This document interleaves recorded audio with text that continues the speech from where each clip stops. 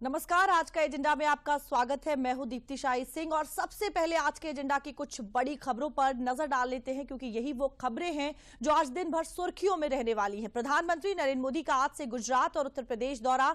7 साल बाद राहुल गांधी और अखिलेश यादव आए एक साथ और उत्तर प्रदेश बोर्ड की परीक्षाएं आज से शुरू हो गई है। इसको लेकर जो तमाम तैयारियां हैं वो की जा रही है और केंद्रीय कैबिनेट जो है उसकी बैठक हुई और केंद्रीय कैबिनेट ने गन्ने का एक एफआरपी में भी बढ़ोतरी कर दी है। तो ये वो कुछ बड़ी खबरें आज के एजेंडा की, जिनसे जुड़े हुए जो तमाम अपडेट हैं वो हम आपको देंगे। तो सबसे पहले आज की जो सबसे बड़ी खबर है, प्रधानमंत्री नरेंद्र मोदी आज से गुजरात और उत्तर प्रदेश के दौरे पर रहेंगे। प्रधानमंत्री सबसे पहले गुजरात दौरे पर जाएंगे, जहां प्रधानमंत्री सूरत जिले के काकरापार परमाणु ऊर्जा स्टेशन में कुल 1400 मेगावाट की क्षमता वाले 2 नए दबाव युक्त भारी जल रिएक्टर यानी PHWUR राष्ट्र को समर्पित करेंगे। इसके साथ ही वो गुजरात की अपनी 1 दिवसीय यात्रा के दौरान कई परियोजनाओं का उद्घाटन या शिलान्यास करेंगे।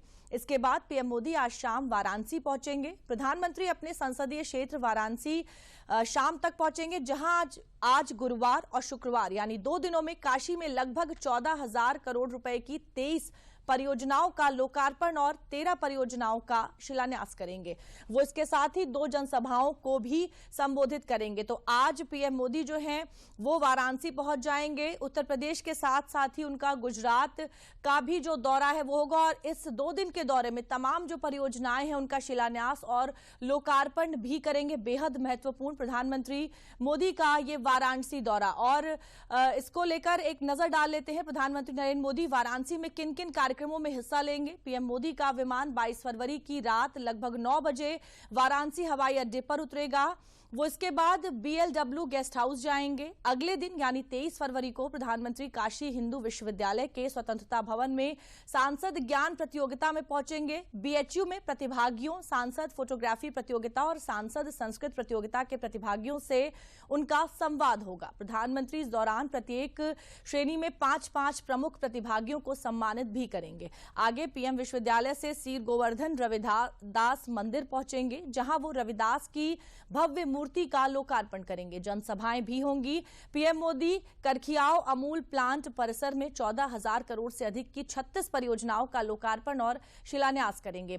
फिर जनसभा होगी और इसके बाद पीएम मोदी अमूल के सबसे बड़े संयंत्र बनास डेयरी का उद्घाटन भी करेंगे। इस प्रोजेक्ट से करीब 1 लाख लोगों को प्रत्यक्ष और अप्रत्यक्ष रूप से जो रोजगार है वो मिलेगा। तो पीएम मोदी आज वाराणसी पहुंच जाएंगे और इसको लेकर जो तमाम अपडेट्स हैं, जो जानकारी है, उसके लिए सीधा चलते हैं हमारे सहयोगी डॉक्टर हरिकेश बहादुर के पास। हरिकेश, पीएम मोदी जो है वो आज वाराणसी पहुंच जाएंगे और कल तमाम जो कार्यक्रम है उसमें वो शामिल होंगे। इसको लेकर क्या कुछ आपके पास अपडेट है और आज लगभग कब तक वो वाराणसी पहुंच जाएंगे?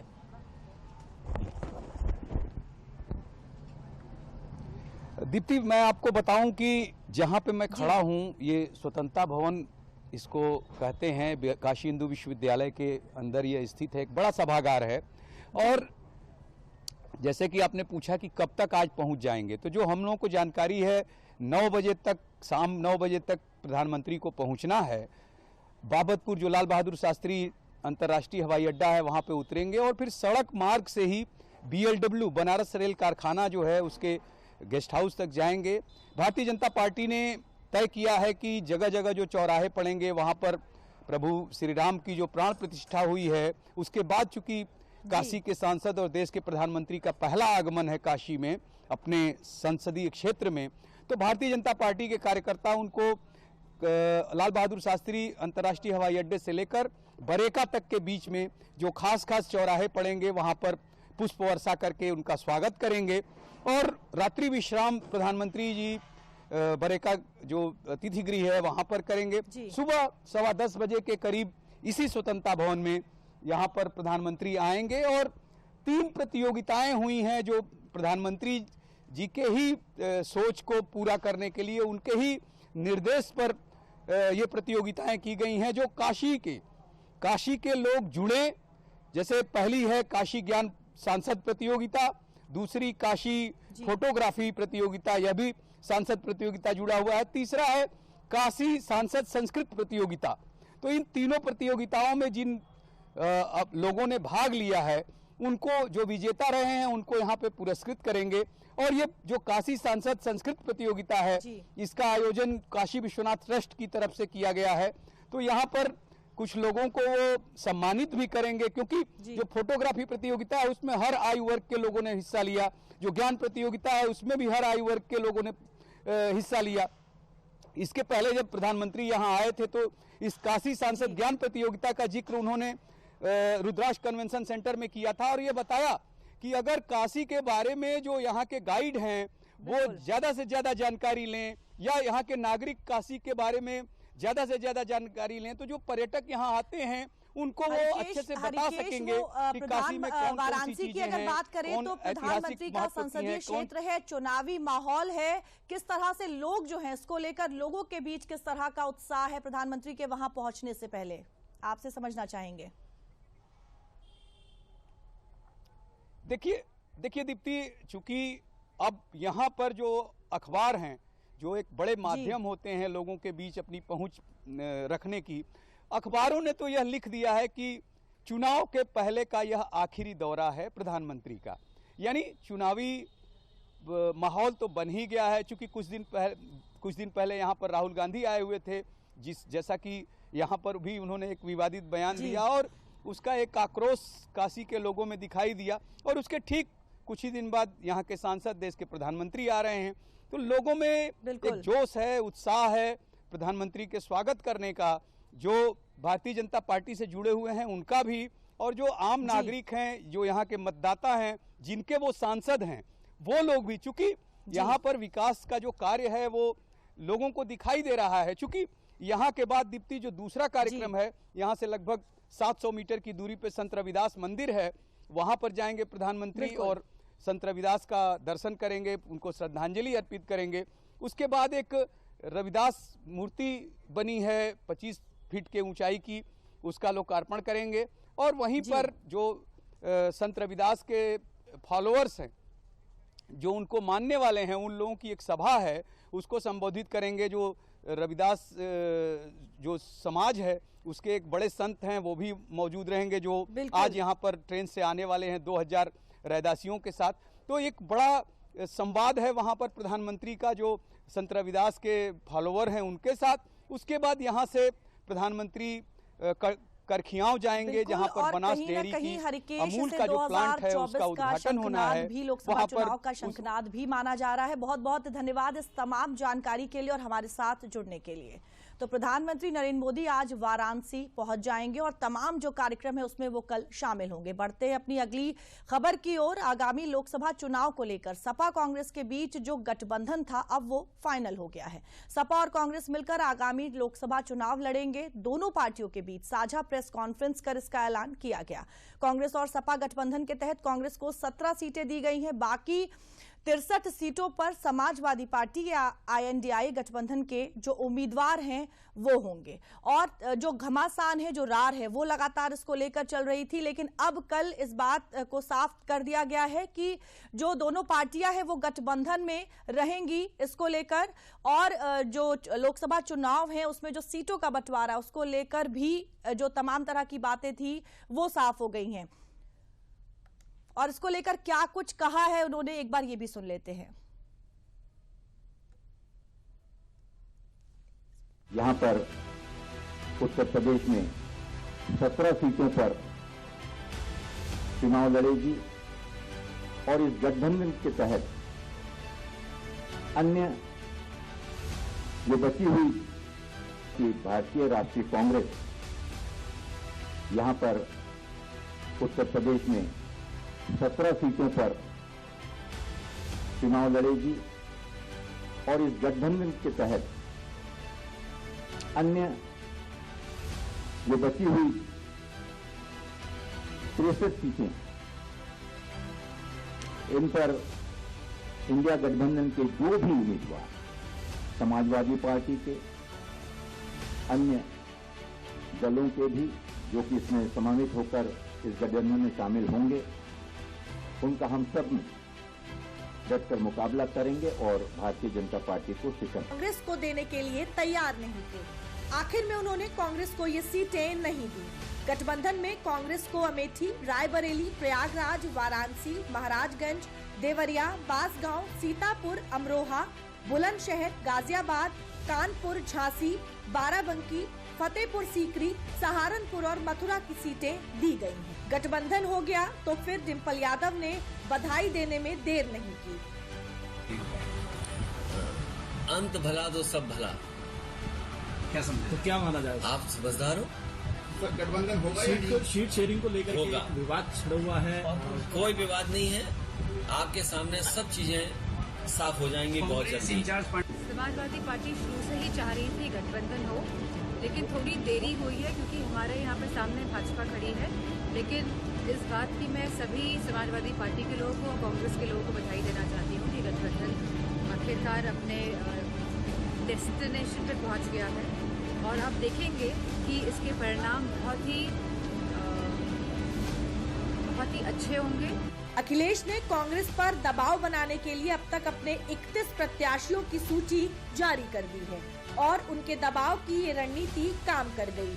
वाराणसी में हालांकि समाजवादी पार्टी ने अपने प्रत्याशी उतार दिए हैं, लेकिन कांग्रेस ने सपा से प्रत्याशी का नाम वापस लेने का अनुरोध किया है। इस गठबंधन में कांग्रेस के लिए क्या है और समाजवादी पार्टी किस फायदे पर नजर गड़ाए बैठी है, ये भी बताएंगे। लेकिन उससे पहले आपको बताते हैं कि विपक्षी गठबंधन के इस दावे पर सियासी हलचल क्या है। ये लड़ाई चाहे खींचतान करके अलग लड़ा, कोई लड़ाई का मतलब नहीं है। विपक्षी गठबंधन को बीजेपी का विजयी रथ रोकना है तो यूपी पहला स्पीड ब्रेकर होना चाहिए। लेकिन अभी जो गठबंधन बना है उसके भविष्य और वर्तमान दोनों को समझने के लिए कई सवालों का जवाब तलाशा जाना बाकी है।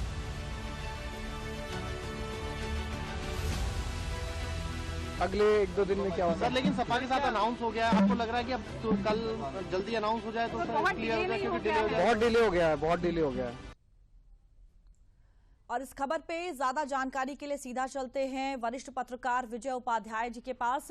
विजय जी, देखिए 7 साल बाद राहुल और अखिलेश एक बार फिर से एक साथ आ गए, कैसे देखते हैं इसे आप? नहीं, देखिए पिछले काफी दिनों से ये लोग गठबंधन को लेकर चर्चा कर रहे थे, जब से इंडिया अलायंस बना था और सीटों पे सहमति नहीं हो पा रही थी। ये भी साफ नहीं हो पा रहा था कि उत्तर प्रदेश में सपा और कांग्रेस एक साथ चुनाव लड़ेंगे या अलग अलग हो जाएंगे। लेकिन अंततः कल जो है सहमति हो गई। कांग्रेस को 17 सीट पे चुनाव लड़ना है उत्तर प्रदेश में और समाजवादी पार्टी 63 सीटों पे लड़ेगी जी। पिछले चुनाव में कांग्रेस के पास उत्तर प्रदेश में 1 सीट थी, रायबरेली अकेली, और समाजवादी पार्टी 5 सीटों पे जीती थी। उनका उस समय बसपा और आरएलडी के साथ अलायंस था और जितने बड़े नेता थे सपा बसपा आरएलडी गठबंधन के, उनके खिलाफ कांग्रेस ने भी उम्मीदवार नहीं उतारा था। तो इस तरीके से कहा जाए कि 2019 में एक प्रयोग इन लोगों ने किया था, लेकिन वो नाकाम रहा। अब ये जो नया गठबंधन बना है, अब इतने इलेक्शन के ठीक पहले ये हुआ है, तो अभी चूंकि फिजिकली तो इनकी सीटें सहमति हो गई हैं, लेकिन कार्यकर्ताओं के बीच में जो केमिस्ट्री बनने की जरूरत होती है, जो सीटों की तैयारी की जरूरत होती है, बूथ पे कार्यकर्ताओं को जुटाने की जरूरत होती है, वो उन सारी चीजों पर अभी इनको काम करना है। अभी इनका मुद्दे पे भी अभी सहमति क्या है उसको भी इन्होंने साफ नहीं किया है। मुझे लगता है कि अगले 1 हफ्ते में ये लोग अपना कॉमन मिनिमम प्रोग्राम वगैरह जो कुछ भी कहना चाहेंगे पब्लिक के बीच में वो उसे बोलेंगे। लेकिन ये गठबंधन अगर 2022 के विधानसभा चुनाव के लिहाज से देखा जाए तो 37.25% समाजवादी पार्टी के पास वोट था, जबकि कांग्रेस के पास 2.3% जी। और इस हिसाब से देखें तो ये 39% वोट होता है अगर सिर्फ सीधे अर्थमेटिक की बात करें। और अगर 2019 में देखें तो कांग्रेस के पास 6% वोट थे, जबकि उत्तर प्रदेश की उन्होंने करीब 76 सीटों पे चुनाव लड़ा था कांग्रेस ने। तो वोट परसेंटेज के लिहाज से कोई नई बात इसमें दिख नहीं रही है। ये मजबूत गठबंधन वोट परसेंटेज के लिहाज से नहीं दिख रहा है। देखिए पहले भी दोनों साथ आ चुके हैं, लेकिन बात बन नहीं पाई थी। क्या लगता है इस बार जो बात है वो बनेगी, और जो चुनावी समीकरण है क्या वो बदलने की संभावना इस बार का ये जो गठबंधन है इससे दिखाई दे रहा है? नहीं, चुनावी समीकरण बदलने की संभावना नहीं दिखाई दे रही है। और जो इनका 2017 का साथ था उसमें लोएस्ट परफॉर्मेंस इनकी रही। 45 विधानसभा सीटें समाजवादी पार्टी को और 7 सीटें विधानसभा की कांग्रेस को मिली थी। उस लिहाज से देखा जाए तो एक असफल गठबंधन था 2017 का, और 2024 के लिए इन्होंने फिर से गठबंधन किया, इस बार लोकसभा चुनाव के लिए किया है। तो ये क्लिक कितना करेगा? वैसे भी समाजवादी पार्टी भाजपा के बाद दूसरे नंबर की पार्टी है, तो ज्यादातर सीटों पर समाजवादी पार्टी लड़ती हुई नजर आएगी। लेकिन जिन 17 सीटों पे कांग्रेस के प्रत्याशी होंगे, क्या वहां समाजवादी पार्टी का जो वोट है इन्हें पूरा ट्रांसफर होगा, ये अभी सवालों के घेरे में है। बिल्कुल विजय जी, बहुत बहुत धन्यवाद इस तमाम जानकारी के लिए और हमारे साथ जुड़ने के लिए। तो एक बार फिर से सपा और कांग्रेस का जो गठबंधन है वो हो गया है आने वाले लोकसभा चुनाव के लिए। बढ़ते हैं अपनी अगली खबर की ओर। कांग्रेस नेता राहुल गांधी एक बार फिर अपने विवादित बयानों से चर्चा में है। राहुल गांधी ने काशी के युवाओं पर आपत्तिजनक बयान देते हुए कहा है कि काशी के युवा रात में बाजा बजाकर सड़क पर शराब पीते दिखाई देते हैं। ये बयान उन्होंने रायबरेली में अपनी भारत जोड़ो न्याय यात्रा के दौरान दिया था। राहुल गांधी के इस बयान की काफी आलोचना हो रही है। राहुल गांधी के विवादास्पद बयान पर बीजेपी भी हमलावर है। केंद्रीय मंत्री स्मृति ईरानी ने पलटवार करते हुए कहा कि राहुल गांधी के मन में उत्तर प्रदेश के लिए कितना विष भरा है, इस अभद्र टिप्पणी से ये जाहिर होता है। भ्रम की स्थिति में कांग्रेस के नेता राहुल गांधी घूम रहे हैं, ये मैं नहीं जानती, लेकिन इतना जरूर जानती हूं कि राहुल गांधी को कोई अधिकार नहीं कि काशी का अपमान करे, काशी वासियों का अपमान करे, उत्तर प्रदेश के नौजवानों का अपमान करें। उत्तर प्रदेश की युवा पीढ़ी मेहनत कश है। उत्तर प्रदेश की युवा पीढ़ी का कौशल पूरा देश, पूरा विश्व मानता है, और प्रदेश का, काशी का इस प्रकार से अपमान जो उन्होंने किया है, उनको हम माफी की अपेक्षा उनसे नहीं करते। माफी वो मांगता है जिसमें संस्कार हो, जिसमें इस बात की शर्म हो, जो राहुल गांधी में नहीं है। कैसा इम्पैक्ट पड़ेगा ये इलेक्शन, पार्लियामेंट इलेक्शन? अब वो तो विनाशकाले विपरीत बुद्धि क्या क्या बोलते हैं। बनारस में बोले आए कि वहां तो बच्चे पीते हैं और नाचते रहते हैं। अपमान कर रहे हैं जनता का। उनको भारत की समझ नहीं है, भारत की संस्कृति जीवन मूल्यों की समझ नहीं है, भारत की परंपराओं की समझ नहीं है। वो राम मंदिर का विरोध करते हैं, वो धारा 370 हटाने का विरोध करते हैं, वो 3 तलाक समाप्त करने का विरोध करते हैं। तो ये तो केवल देश का विनाश करने वाले हैं। इनकी बुद्धि भी खराब हो गई। और कांग्रेस नेता राहुल गांधी इन दिनों उत्तर प्रदेश में अपनी न्याय यात्रा पर हैं। कांग्रेस नेता राहुल गांधी की भारत जोड़ो न्याय यात्रा बुधवार को कानपुर पहुंची। राहुल गांधी की भारत जोड़ो न्याय यात्रा ने उन्नाव के रास्ते गंगा पुल से कानपुर में प्रवेश किया। झाड़ी बाबा रास्ते से होते हुए न्याय यात्रा घंटाघर पहुंची। इस दौरान बड़ी संख्या में कांग्रेस कार्यकर्ता मौजूद रहे। जगह जगह पर न्याय यात्रा का स्वागत किया गया। राहुल गांधी ने घंटाघर में जनसभा को संबोधित किया। इस दौरान राहुल ने सरकार को घेरते हुए जाति जनगणना की बात कही। राहुल की यात्रा को लेकर स्थानीय प्रशासन द्वारा सुरक्षा के जो पुख्ता इंतजाम हैं वो भी किए गए थे। और राहुल गांधी इस समय न्याय यात्रा पर हैं और इस दौरान कई विवादित बयान भी उन्होंने दिए हैं। बढ़ते अब अपनी आज के एजेंडा से जुड़ी हुई अगली खबर की ओर। हाई स्कूल इंटरमीडिएट की उत्तर प्रदेश बोर्ड की परीक्षाएं आज से शुरू हो गई हैं। यूपी बोर्ड परीक्षा राज्य में 8,265 केंद्रों पर आयोजित की जा रही है, जिनमें से 566 सरकारी स्कूल हैं, 3,479 वित्त पोषित स्कूल हैं और 4,220 गैर वित्त पोषित स्कूल हैं। इस साल यूपी बोर्ड की हाई स्कूल और इंटरमीडिएट परीक्षाओं में कुल 55,25,308 परीक्षार्थी शामिल होंगे। इस बार की बोर्ड परीक्षा को लेकर शिक्षा विभाग ने खास तैयारियां की हैं।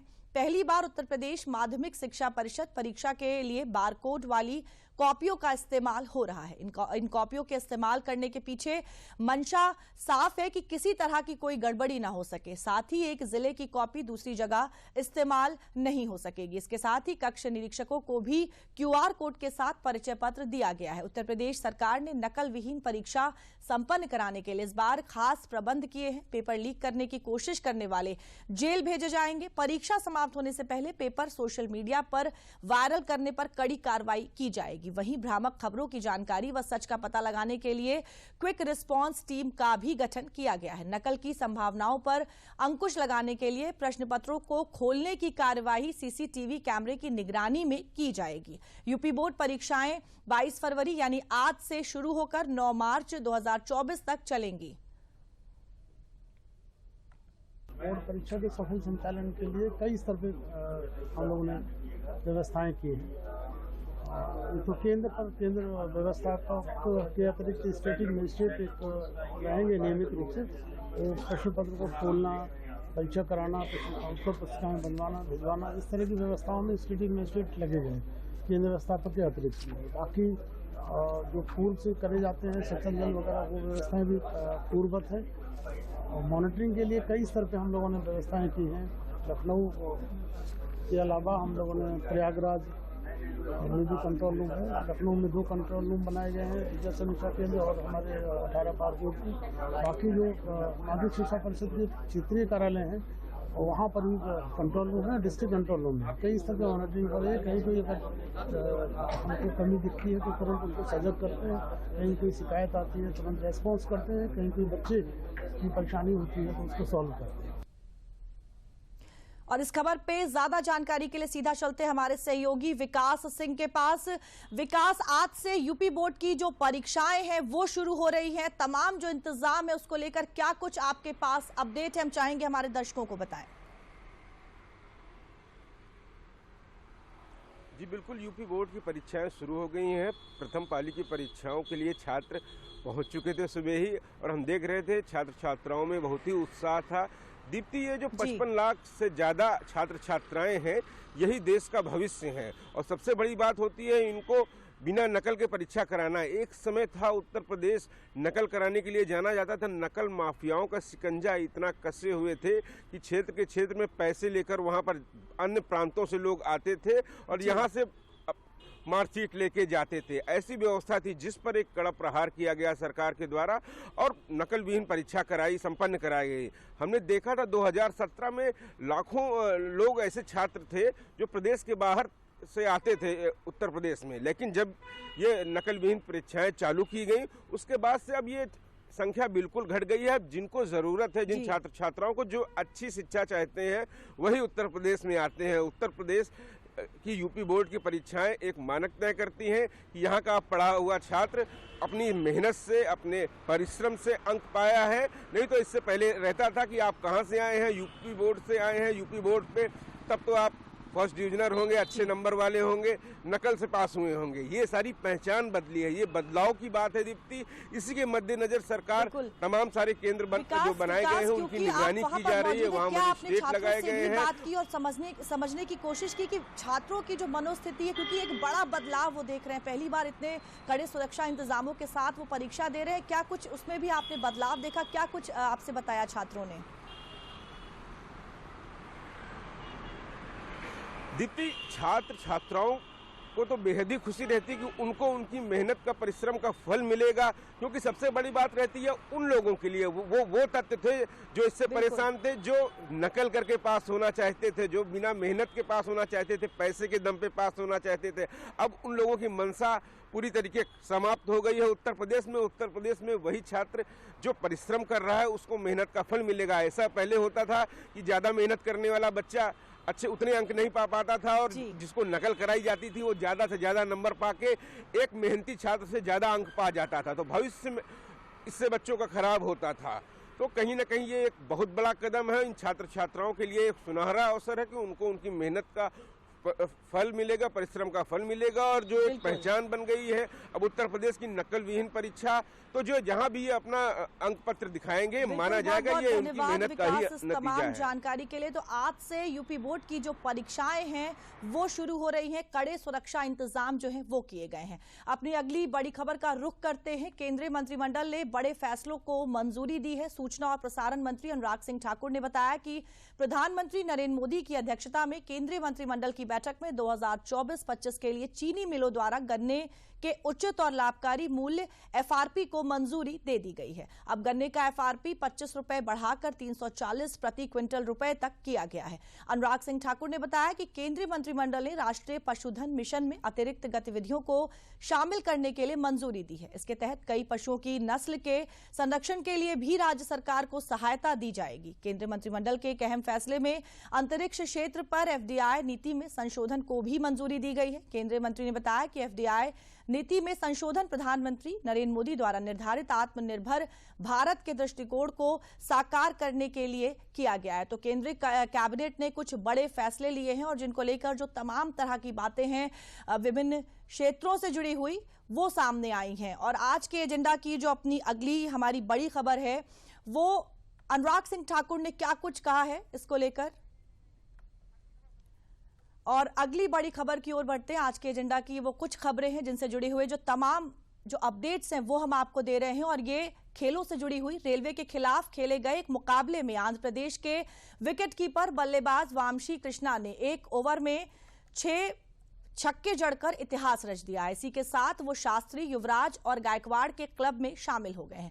Colonel CK Naidu trophy tournament में बुधवार को कडप्पा में रेलवे के खिलाफ खेले गए मुकाबले में विकेटकीपर बल्लेबाज वामशी ने विस्फोटक प्रदर्शन किया। उन्होंने 1 ओवर में 6 छक्के जड़कर क्रिकेट जगत में कोहराम मचा दिया। 1985 में रवि शास्त्री, 2007 में युवराज सिंह और 2022 में ऋतुराज गायकवाड़ के बाद वो 1 ओवर में 6 छक्के जड़ने वाले वामशी कृष्णा चौथे बल्लेबाज बन गए हैं। इस विस्फोटक पारी के दम पर वामशी ने 54 गेंदों में अपना शतक पूरा किया। बीसीसीआई ने वामशी की तूफानी पारी की वीडियो पर सोशल मीडिया प्लेटफॉर्म एक्स पर भी साझा किया है। तो खेलों से जुड़ी हुई ये तमाम जो जानकारी थी वो हम आपको दे रहे हैं। और आज का एजेंडा में ये वो कुछ बड़ी खबरें थी जिनसे जुड़े हुए तमाम अपडेट्स हमने आपको दिए। आज के लिए बस इतना ही। कल फिर आपके साथ जुड़ेंगे और जो सुर्खियों में खबरें उनसे जुड़ी हुई तमाम जो जानकारी है वो आपको देंगे। देश और दुनिया की खबरों के लिए आप देखते रहिए दूरदर्शन उत्तर प्रदेश।